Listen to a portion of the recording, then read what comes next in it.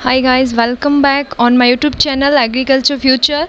तो 10,000 एमसीक्यू की सीरीज़ के साथ आज आपको जो चावल की फसल है उसके बारे में हम स्टडी करेंगे, यानी कि राइस क्रॉप के बारे में। तो वीडियो को शुरू करने से पहले मैं आपको बता देना चाहती हूँ कि अगर आपने अभी तक चैनल को सब्सक्राइब नहीं किया है तो चैनल को सब्सक्राइब कर लें। और 10,000 एमसीक्यू की जो कि एग्रीकल्चर सुपरवाइज़र और जेट के लिए इम्पोर्टेंट है, ये सीरीज हमारी चल रही है। अगर आप सुपरवाइज़र या फिर जेट में से दोनों एग्जामिनेशन में से किसी की भी तैयारी कर रहे हो तो इस वीडियो को बिना स्किप किए पूरा देखो, जिससे आपको क्या होगा, बेनिफिट मिलेगा। और जैसे कि आपको पता है, ये डेली जो सीरीज चल रही है ना 10,000 एमसीक्यू की, इस सीरीज में आपसे अलग अलग क्वेश्चन पूछे जाते हैं और उनके आंसर देने होते हैं आपको कमेंट बॉक्स के अंदर। यानी कि आपको 3 प्रश्न दिए जाते हैं और उनके उत्तर देने होते हैं आपको वीडियो के ख़त्म होने के बाद कमेंट बॉक्स के अंदर। तो वहाँ से आपके फर्स्ट सेकंड थर्ड विनर जो है वो अनाउंस किए जाते हैं। तो जो लास्ट हमारा वीडियो हुआ था उसके अंदर जो फर्स्ट थी वो थी अप्सरा कुमारी, और अगर हम सेकंड की बात करें तो सेकंड एक नहीं बल्कि 2 हैं। फर्स्ट है नरेंद्र मीना और सेकंड जो है वो है मोनू सिंह, ठीक है। तो अगर हम थर्ड की बात करें तो जो है शीतल बाट्रा, ठीक है। तो इन सभी को, चारों कैंडिडेट्स को मैं थैंक्स बोलना चाहूँगी कि इन्होंने अपना जो एज ए होमवर्क आपको क्वेश्चन दिए जाते हैं उनके आंसर फुलफिल किए। And thanks for support me, आप सभी मुझे सपोर्ट कर रहे हो, उससे मुझे बहुत ज़्यादा मैं भी मोटिवेट होती हूँ। मुझे भी मोटो मिलता है कि हाँ, मैं आपके लिए कुछ अच्छा कंटेंट और अच्छा लेके आने का ट्राई करूँ। तो आज हम जिसके बारे में डिस्कशन करेंगे वो है राइस या फिर पैडी की क्रॉप के बारे में, तो धान की जो फसल है उसके बारे में। तो ये जो सुपरवाइज़र या फिर जेट है दोनों के ही सिलेबस में है, तो ये इम्पोर्टेंट रहता है। और इससे जितने क्वेश्चन आपसे पूछे जा सकते हैं वो सभी एमसीक्यू भी इस वीडियो के अंदर है, यानी कि इस पूरी पीडीएफ के अंदर है। अगर आपको ये पीडीएफ चाहिए तो ये जो वीडियो है, इस वीडियो के नीचे डिस्क्रिप्शन के अंदर आपको टेलीग्राम चैनल का लिंक मिल जाएगा, वहाँ से आप टेलीग्राम चैनल को ज्वाइन कर सकते हो। वहाँ पे आपको पीडीएफ दी जाती है क्लास के जस्ट बाद, ठीक है। तो जैसे ही आप चैनल ज्वाइन करोगे वहाँ पे आपकी क्विज भी होती है, टॉपिक वाइज डेली आपकी क्विज रहती है, उनका अलग अलग टाइमिंग भी है। तो आज हम बात करेंगे धान या फिर पैडी के बारे में। तो सबसे पहले हम बात करेंगे वानस्पतिक नाम के बारे में कि धान जो है, पैडी जो है, उसका वानस्पतिक नाम क्या है। तो धान या पैडी का वानस्पतिक नाम क्या है? Oryza sativa. तो देखो, पहला प्रश्न जो आपका है वो यहीं से बनता है कि वानस्पतिक नाम बताओ धान या फिर पैडी का। तो धान या पैडी का वानस्पतिक नाम क्या हुआ? Oryza sativa. और ये कौन से कुल से, कौन सी फैमिली से बिलोंग करता है? तो याद रखना चाहे तो पोएसी दिया हो एग्जाम के अंदर या ग्रेमिनी। कहने का मतलब ये है कि आपको 4 ऑप्शन दिए जाते हैं, तो उन चारों विकल्प में, चारों ऑप्शन में अगर आपको ओनली ग्रेमिनी दिया हो, वहाँ पे आप बोलो कि वहाँ पे तो पोएसी तो था ही नहीं, हमें तो वहाँ पे ग्रेमिनी दिखा था, तो आप ग्रेमिनी पे टिक करोगे। और अगर आपको ओनली पोएसी दिया हो तो आप पोएसी पे टिक करोगे। और अगर आपको ऑप्शन में दोनों ही मिले, जैसे कि ग्रेमिनी और पोएसी, और आपके पास एक ऑप्शन हो कि ग्रेमिनी और पोएसी दोनों, तो याद रखना दोनों ही उत्तर आपके जो है वो सही होंगे, ठीक है। ये वाला उत्तर आपका सही होगा कि दोनों ही है, बिकॉज जो पोएसी और ग्रेमिनी है ना, ये एक ही कुल के नाम हैं। आगे हम बात करते हैं उत्पत्ति स्थान की। उत्पत्ति स्थान क्या है इसका? वैसे तो ब्रह्मा माना जाता है, लेकिन अलग अलग बुक्स के अंदर अलग अलग मेंशन है। और हम बात करते हैं एनसीईआरटी के अकॉर्डिंग, हमारी बुक के अकॉर्डिंग जो हमारा सिलेबस है, तो उसके अकॉर्डिंग कहीं भारत माना जाता है, कहीं पे चीन माना जाता है, तो कोई फिक्स नहीं है, ठीक है। हमारी बुक में इसका कोई फिक्स नहीं दिया हुआ कि इसका उत्पत्ति स्थान ये है। फिर हम बात करते हैं कार्बोहाइड्रेट की, जो कि आपका इंपॉर्टेंट रहता है कि राइस के अंदर कार्बोहाइड्रेट जो है वो कितना पाया जाता है। तो राइस के अंदर कार्बोहाइड्रेट की मात्रा कितनी रहती है? 77 से 79%। ये चीज़ इंपॉर्टेंट है, राइस के अंदर कार्बोहाइड्रेट कितनी पाई जाती है? 77 से 79%। फिर बात आती है कि राजस्थान के अंदर इसकी खेती कहाँ पे की जाती है, यानी कि राजस्थान के अंदर धान की खेती कहाँ पे की जाती है, कौन कौन से जिलों के अंदर की जाती है। तो पहला है आपका कोटा के अंदर, दूसरा है उदयपुर से, और फिर है श्री गंगानगर और हनुमानगढ़। यानी कि इन जिलों के अंदर धान की क्या है, खेती की जाती है, ठीक है। यहाँ से देखो कितने क्वेश्चन बने हैं, 4 क्वेश्चन बने हैं 4 लाइनों से। तो आप देख लो हर एक लाइन जो है वो इम्पोर्टेंट है, ठीक है। ये क्या है? ये है बीज, और ये क्या है, ये धान का प्लांट है, ठीक है। और उसके बाद में हम चलते हैं जलवायु की बात करते हैं कि अगला प्रश्न आपका ये बन सकता है कि जो धान है वो कैसी जलवायु का पौधा है। तो याद रखना किस जलवायु का पौधा है, उष्ण और नम जलवायु का पौधा है। और फिर बात करते हैं वार्षिक वर्षा की, यानी कि वार्षिक वर्षा कितनी चाहिए होती है, यानी जिस जगह पे हम धान को उगा रहे हैं उस एरिया के अंदर जो वर्ष के अंदर एक वर्ष में टोटल जो वर्षा होती है वो कितनी होनी चाहिए, तो 100 से 200 सेंटीमीटर होनी चाहिए। फिर बात करते हैं कि अच्छी पैदावार के लिए तापमान कितना होना चाहिए ताकि अच्छे से जो राइस जो है, धान जो है, उसके पौधे की, उसकी फसल की वृद्धि हो सके, उसके लिए कितना तापमान होना चाहिए, तो कितना होना चाहिए 25 से 30 डिग्री सेल्सियस जो क्या है इसका तापमान होना चाहिए। याद रखना ये किस लिए है 25 से 30 डिग्री सेल्सियस, ये अच्छी पैदावार के लिए तापमान है, ठीक है। और अगर आपसे वो ये पूछे ना कि पकने के लिए तापमान बताओ, तो पकने के लिए इसका जो तापमान है ना वो आपका अलग रहता है। तो पकने के लिए आप कितना बताओगे, पकने के लिए आप बताओगे कि 25 से 30 डिग्री सेल्सियस, ठीक है। पकने के लिए भी आपका कितना रहेगा 25 से 30 डिग्री सेल्सियस। एंड नेक्स्ट हम बात करते हैं, तो ये टेम्परेचर ना ये भी इंपॉर्टेंट रहते हैं। देखो चारों जो चीज़ इंपॉर्टेंट है ना उन्हीं से क्वेश्चन बनाए गए हैं, ठीक है। नेक्स्ट हम बात करते हैं मृदा की या फिर सोइल की। सोइल या मृदा की बात करते हैं तो इसमें क्या रहता है, अच्छी जल धारण क्षमता वाली मटियार या फिर चिकनी जो मटियार दोमट जो मिट्टी रहती है वो क्या रहती है, अच्छी रहती है धान की बुवाई के लिए।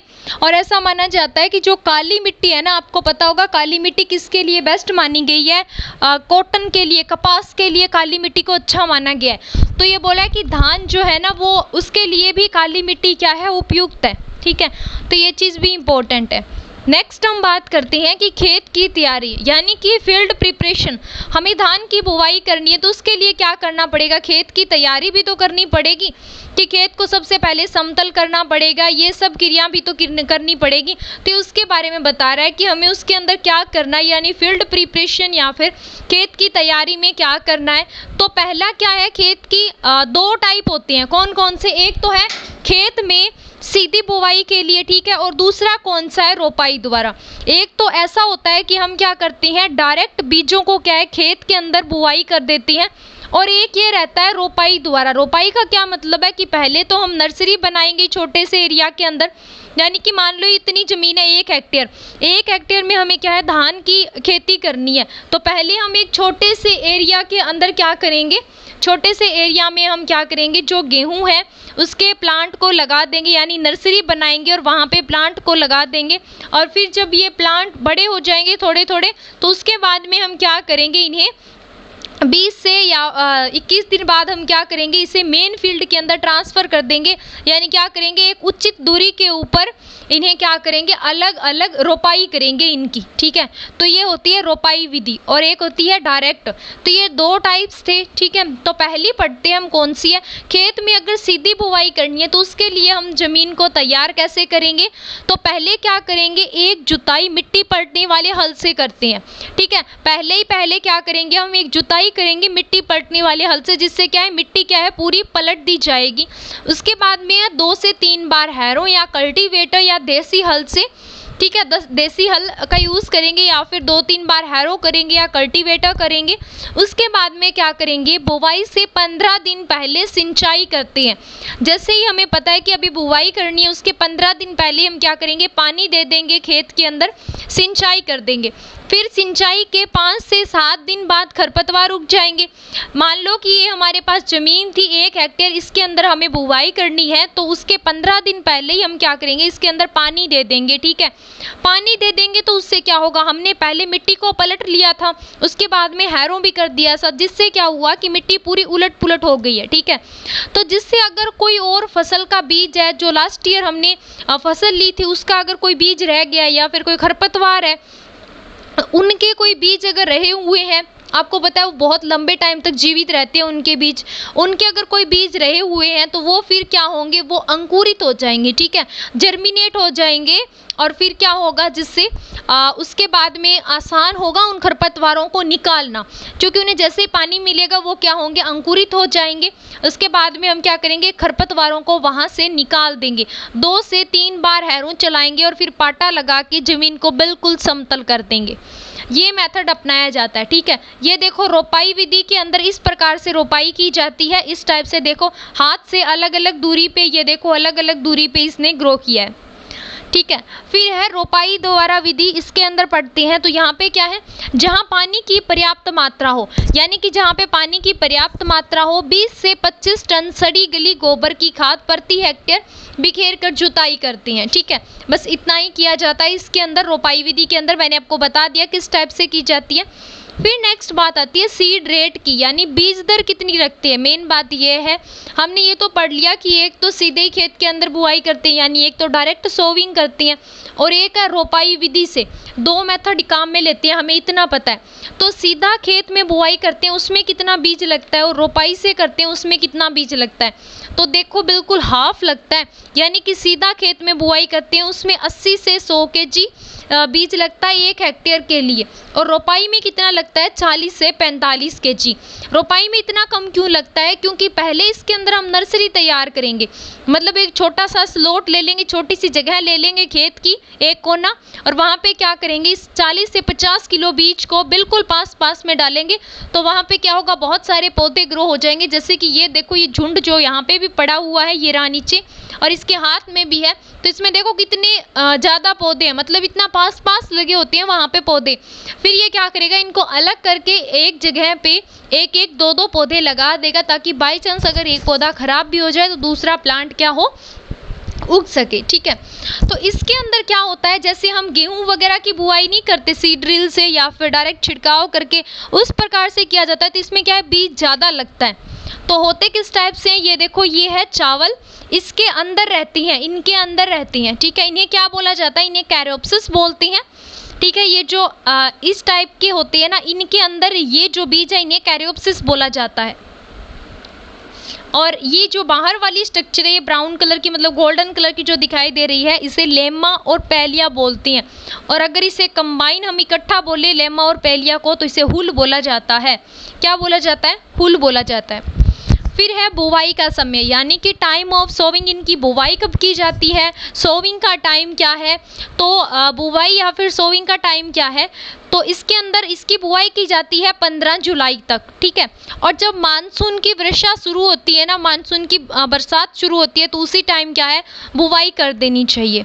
फिर है उन्नतशील किस्में, यानी कि इम्प्रूव्ड वैरायटी। तो इम्प्रूव्ड वैरायटी कौन कौन सी है, वैरायटियों से इंपॉर्टेंट क्वेश्चन बनते हैं आपके। तो कौन कौन से प्रश्न बनते हैं, पहला है रोपाई हेतु उन्नत किस्में, जिनकी रोपाई की जाती है, कौन कौन सी है, रत्ना, जया, बीके 79, कस्तूरी जिसे IET 85-80 भी बोलते हैं, कावेरी, बासमती 370, बासमती माही, सुगंधा, चंबल। तो ये पूछा जाता है सुगंधा किसकी वैरायटी है, या बासमती 370 किसकी वैरायटी है, या फिर जया किसकी वैरायटी है, या रत्ना किसकी वैरायटी है। तो याद रखना ये किसकी वैरायटी है, ये सब धान की वैरायटी है, और वो भी कौन सी, ये रोपाई हेतु उपयुक्त वैरायटियां हैं। फिर दूसरी आती है कि सीधी बुआई हेतु किसमें बताओ कि कौन कौन सी है। ये इंपॉर्टेंट है, पूछा भी गया था सुपरवाइजर के अंदर कि सीधी बुआई हेतु, सीधी बुआई का क्या मतलब है, मैंने अभी आपको बताया था कि उसके अंदर डायरेक्ट बीज को क्या है, मेन फील्ड के अंदर, मेन हमारा जो खेत है, मुख्य खेत, वहाँ पे उगाया जाता है, कोई नर्सरी नहीं बनाई जाती। जैसे हम गेहूँ वगैरह की खेती करते हैं ना, मतलब उनकी सोविंग करते हैं, उनकी पहले कोई नर्सरी नहीं लगाते, हम नॉर्मली डायरेक्ट ही जो सीड ड्रिल होता है, हमारी जो मशीन होती है, उससे क्या करते हैं, बुआई कर देते हैं। उसी प्रकार से इसके अंदर डायरेक्ट बुआई की जाती है। तो ये बोल रहा है ऐसी कौन सी किस्में हैं, तो याद रखना ये 2 किस्में हैं, पूसा 221 और बाला। ये इंपॉर्टेंट है, पूसा 221 और कौन सी है, बाला।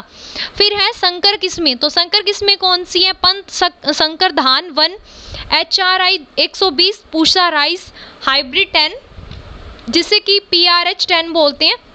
और याद रखना अगर आपसे ये पूछे कि पूसा नई दिल्ली द्वारा विकसित किस्म कौन सी है, तो PRH 10 है ना, वो पूसा नई दिल्ली द्वारा विकसित किस्म है।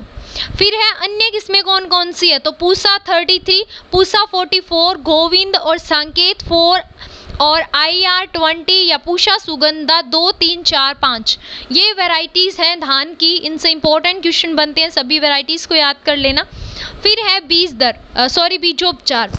बीजोपचार की बात करें तो बीज को बोने से पहले हम उपचारित करते हैं ताकि क्या हो, बीज की जो अंकुरण क्षमता है वो ज़्यादा हो, अच्छे से विकास हो, और कोई भी ऐसा रोग है जो बीज जनित है, बीज से होने वाला है, तो उसे भी रोका जा सके।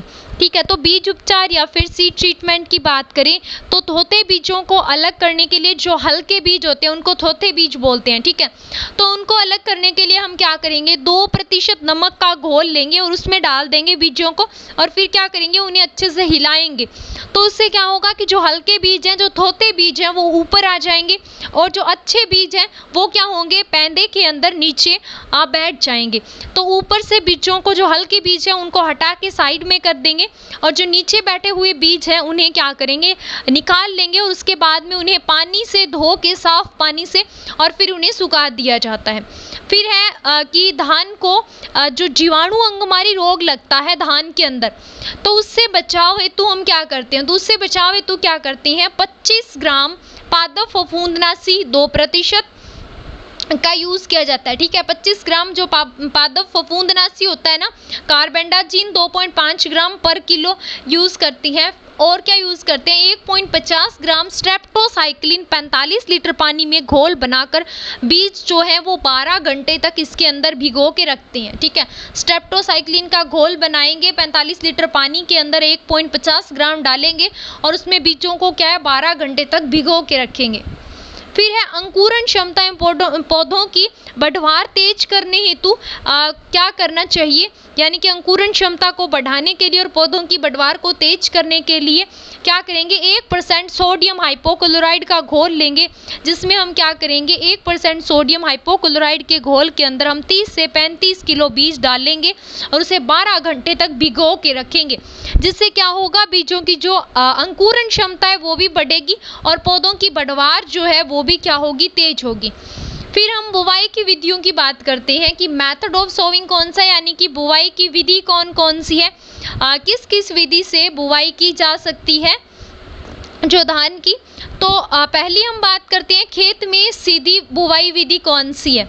हमने पढ़ा था ना कि खेत में सीधी बुवाई और एक थी रोपण विधि। तो पहले हम खेत में सीधी बुवाई विधि की बात कर लेते हैं। सीधी बुवाई में 2 मेथड है, एक तो है पंक्तियों में बुवाई करके, ठीक है, पंक्तियों के अंदर इस टाइप से एक प्लांट के बाद एक प्लांट, एक प्लांट के बाद एक प्लांट, और दूसरी है छिटकवा विधि। अब आप बोलोगे छिटकवा विधि कौन सी है, तो छिटकवा विधि के अंदर क्या होता है ना कि एक जो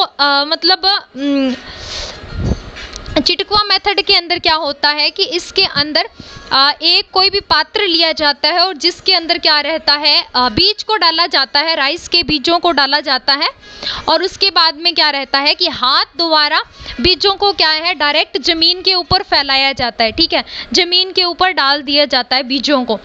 तो इससे क्या रहता है, इसमें एक तो बीज दर बहुत ज़्यादा लगती है, मतलब बीज की खपत होती है। ठीक है, बीज बहुत ज़्यादा लगता है छिटकवा विधि के अंदर। और क्या होता है, सीक्वेंस नहीं रहता कोई भी कि कोई बीज कहीं पे गिरेगा और कहीं पे ज़्यादा भी गिर सकते हैं, और कहीं पे ऐसा हो कोई एरिया ऐसा भी रहेगा जहाँ पे बीज गिरेगा ही नहीं।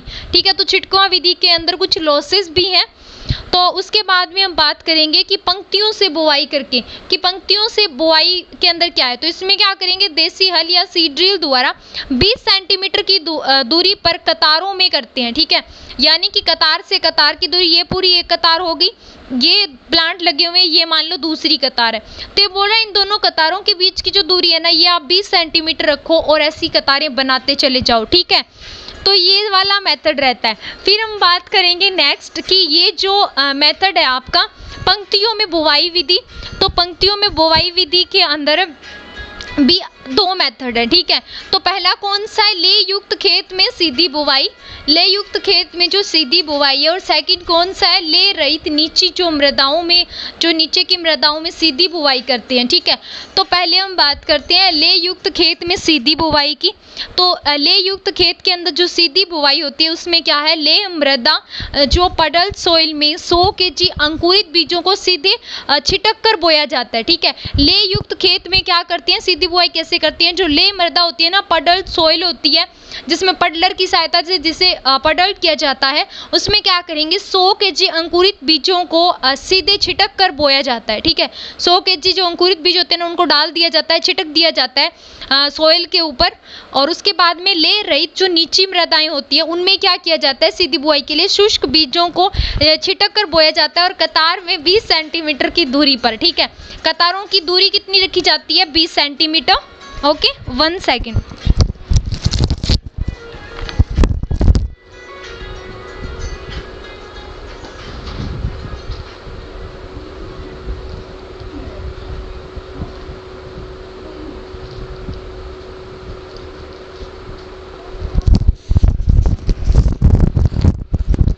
और उसके बाद में बात करते हैं ले रहित जो नीची मृदाएं हैं उनके अंदर, तो कतार से कतार की दूरी 20 सेंटीमीटर रखी जाती है। किस प्रकार से रखी जाती है ये भी मैंने आपको बता दिया।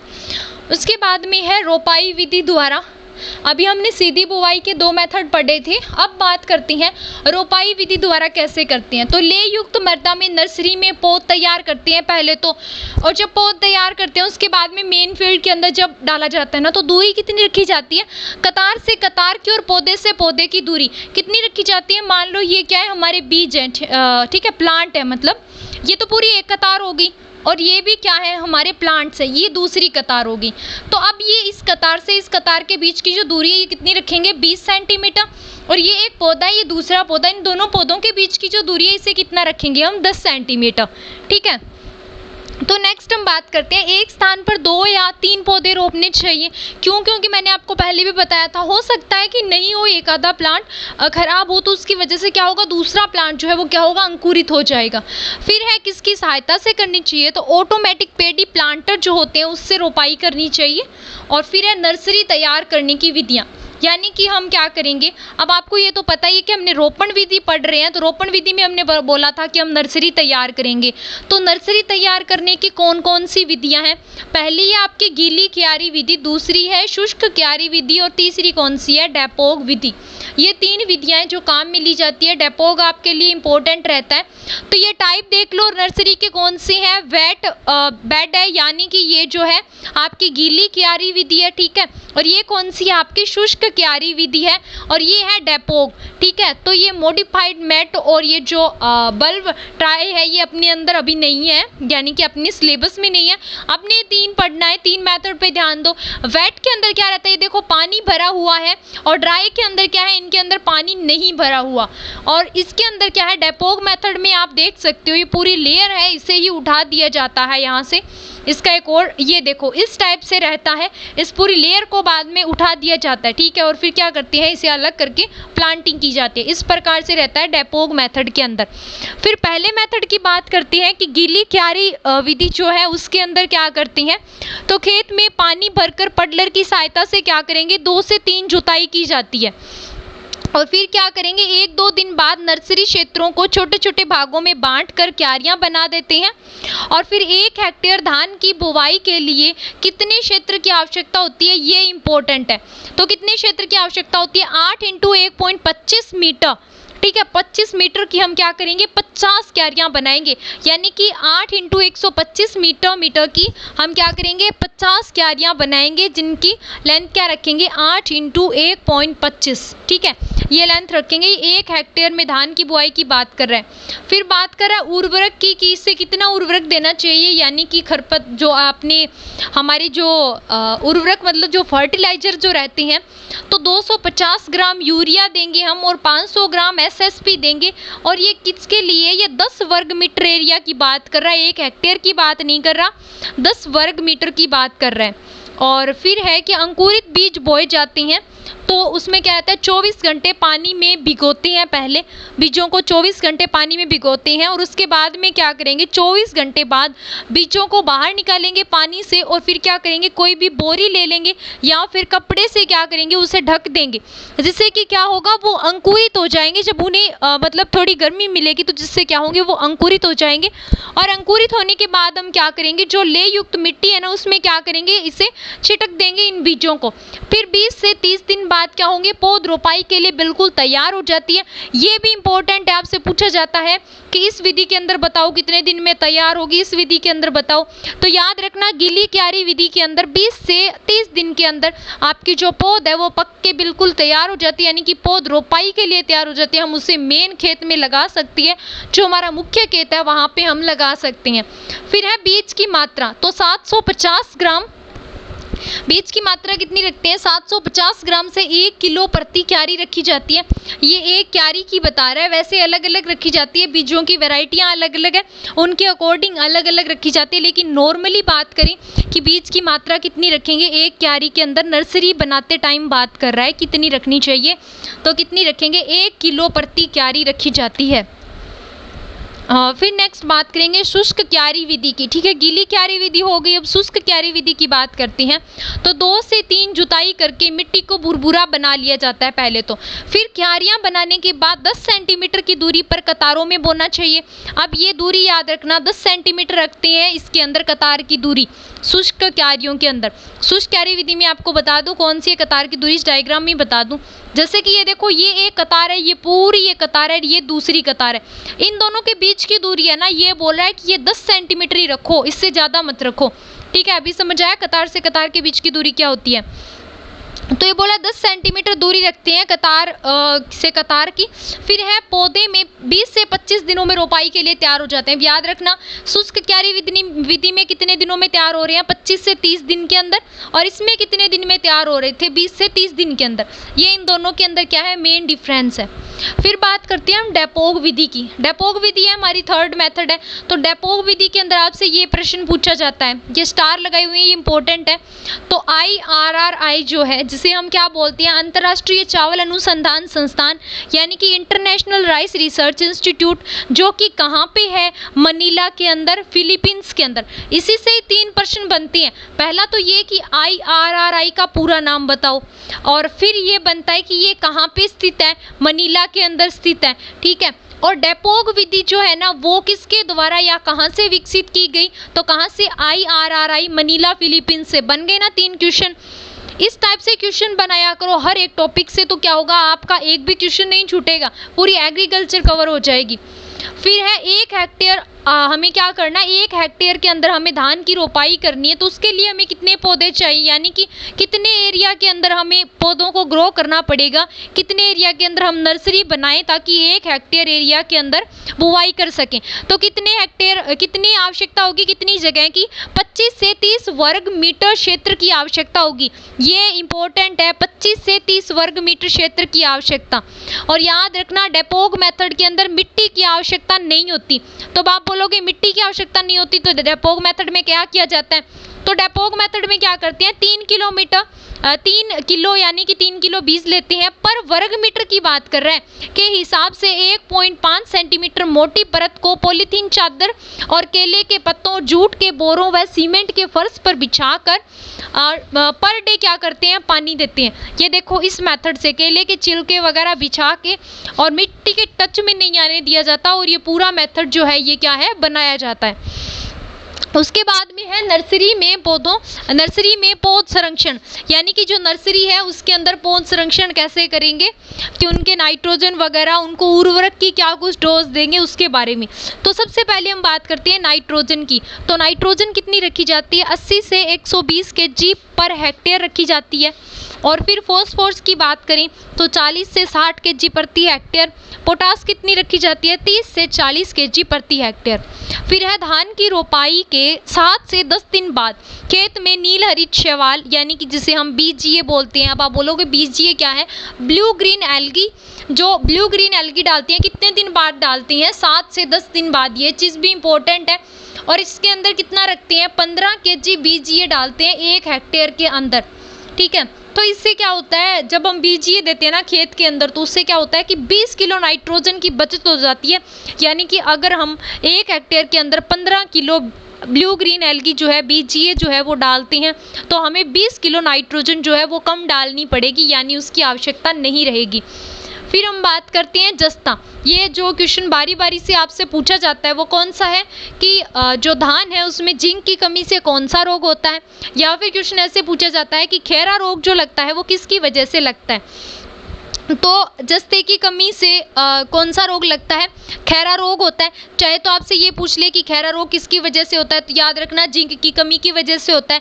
क्वेश्चन कैसे भी पूछा जाए, क्वेश्चन का आंसर आपको पता होना चाहिए। और अगर ये रोग हो जाता है तो उसके बाद में हम इसकी रोकथाम के लिए क्या करेंगे? तो रोकथाम में क्या किया जाता है? 0.5% जिंक सल्फेट के घोल का छिड़काव किया जाता है। और फिर ये 3 से 4 सप्ताह पूर्व यानी कि 3 से 4 वीक के बाद में क्या करते हैं? 20 से 25 टन गोबर की सड़ी हुई जो खाद है उसे प्रति हेक्टेयर की दर से क्या करते हैं? खेत के अंदर डाल दिया जाता है। जो चीज़ इंपॉर्टेंट है उनको स्टार से मार्क किया गया है और ब्लैक पेन से भी लिखा गया, ताकि आपको हाईलाइट रहे जब इन नोट्स को आप पढ़ो। और पीडीएफ के लिए जैसे कि मैंने आपको पहले ही बता दिया था, टेलीग्राम चैनल जो है इस वीडियो के डिस्क्रिप्शन में आपको लिंक मिल जाएगी चैनल की, वहाँ से आप टेलीग्राम चैनल को ज्वाइन कर सकते हो। वहाँ पे हमारा एक ग्रुप भी है और एक चैनल भी। अगर आप चैनल को ज्वाइन करोगे वहाँ पे आपको डेली क्लासेस की लिंक के साथ साथ बहुत सी पीडीएफ्स भी मिलेंगी। जो आज तक सभी क्लासेस हो चुकी हैं उन सब की पीडीएफ्स भी आपको वहाँ पे प्रोवाइड करवाई जाती है। देन नेक्स्ट टॉपिक की बात करेंगे। नेक्स्ट है हमारा सिंचाई या इरिगेशन, जो कि हमारे लिए इम्पोर्टेंट रहता है। आपने एक क्वेश्चन देखा होगा जो बारी बारी से आपसे पूछा जाता है हर एक एग्जामिनेशन में, वो कौन सा है कि जो गेहूं है उसकी क्रिटिकल स्टेज बताओ, क्रांतिक अवस्था बताओ, सिंचाई की कौन सी है? तो कौन सी है सबको पता होगा, CRI स्टेज, बिकॉज ये तो हमने रटाफिकेशन ही मार रखी है कि CRI स्टेज है।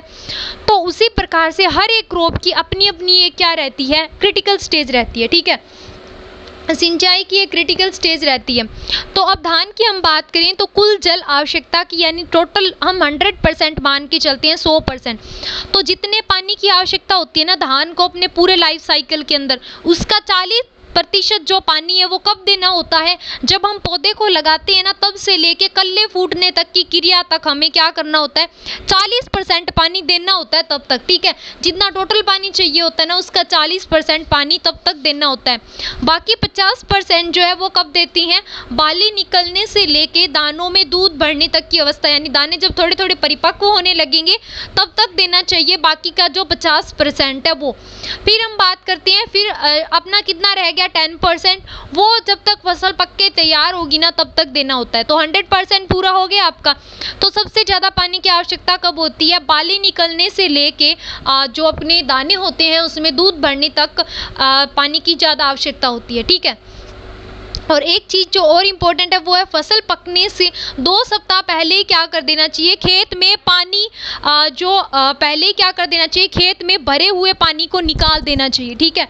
जो खेत में पानी भरा हुआ है उसे हम क्या करेंगे? उसे निकाल देंगे। और फिर उसके बाद में हम बात करते हैं इंटरक्रॉपिंग की। तो इंटरक्रॉपिंग की अगर हम बात करें, इंटरक्रॉपिंग में क्या रहता है कि जैसे खरपतवार होती हैं, ठीक है, खरपतवार लगते हैं हर एक फसल के अंदर, या फिर कोई दूसरी वैरायटी के प्लांट निकल आते हैं, तो उन्हें निकालने के लिए क्या करती हैं? तो सबसे पहले बात करते हैं हम घास कुल के जो खरपतवार होते हैं, कौन से? जैसे गेहूंसा वगैरह हो गया जो कि घास कुल से है, और जैसे आपका ये साइप्रस रोटेंडस यानी कि मोथा हो गया, दूब घास हो गई। तो ये मोथा, दूब घास और ये जो गेहूंसा है ये सब क्या है? घास कुल के खरपतवार है। तो हम क्या करेंगे, इनकी रोकथाम के लिए बुआई या रोपाई के 2 से 3 दिन के अंदर हम क्या करेंगे, प्रेटिलाक्लोर जो है वो 1250 ml प्रति हेक्टेयर, या फिर जो बिसपायरिक्वेट जो सोडियम है उसे 80 मिली, और या फिर क्या करेंगे जो अपना फिनोक्सीप्रोपी इथाइल है वो 500 मिली प्रति हेक्टेयर क्या करेंगे 25 से 30 दिन के अंदर क्या करेंगे, इसका छिड़काव करेंगे। ठीक है। और फिर बात करते हैं चौड़ी पत्ती वाले खरपतवार, तो उनके लिए क्या करेंगे, बुआई से रोपाई के 2 से 3 दिन के अंदर ही क्या करेंगे, पायरोजो सल्फ्यूरोन जो है 200 ग्राम, या फिर 20 से 25 दिन के अंदर जो क्लोरी म्यूरोन इथाइल है या फिर मेटासल्फ्यूरोन मिथाइल है 20 ग्राम, या 240,000 मिली 25 से 35 दिन के अंदर प्रति हेक्टेयर छिड़काव करते हैं। ठीक है। तो ये खरपतवार नाशी हैं जो कि इम्पोर्टेंट है। और फिर बात करती हैं पादप संरक्षण की। ठीक है, यानी कि प्लांट प्रोटेक्शन की। तो इनके अंदर क्या रहता है, आपका रहता है कीटों के नाम है एक साइड में, और फिर है रोकथाम। तो कीट कौन कौन से है, इंपॉर्टेंट है, वही है तना छेदक या फिर फुदका या गंदी बग या थ्रिप्स। तो इनके कंट्रोल कैसे करेंगे, तना छेदक का क्या करेंगे, कार्बोफ्यूरोन 3% कण यानी कि 20 kg प्रति हेक्टेयर, फोरेट 10% कण 15 kg प्रति हेक्टेयर। और फिर गंदी बग की बात करें तो एंडोसल्फान, ये इसके जो है कंट्रोल लिखे हुए हैं। ठीक है, इनको कंट्रोल कैसे करेंगे अगर ये रोग हो जाते हैं तो। और फिर है बीमारियों की रोकथाम। बीमारी कौन कौन सी है, जीवाणु अंगमारी, ऊपर भी पढ़ा था हमने इसके बारे में। और एक होता है ब्लास्ट एंड पत्ती धब्बा रोग। तो ये इनकी क्या है, इनको कंट्रोल करने के, यानी कि ये रोग हो जाए तो हम इन्हें कंट्रोल कैसे करेंगे उसके बारे में है।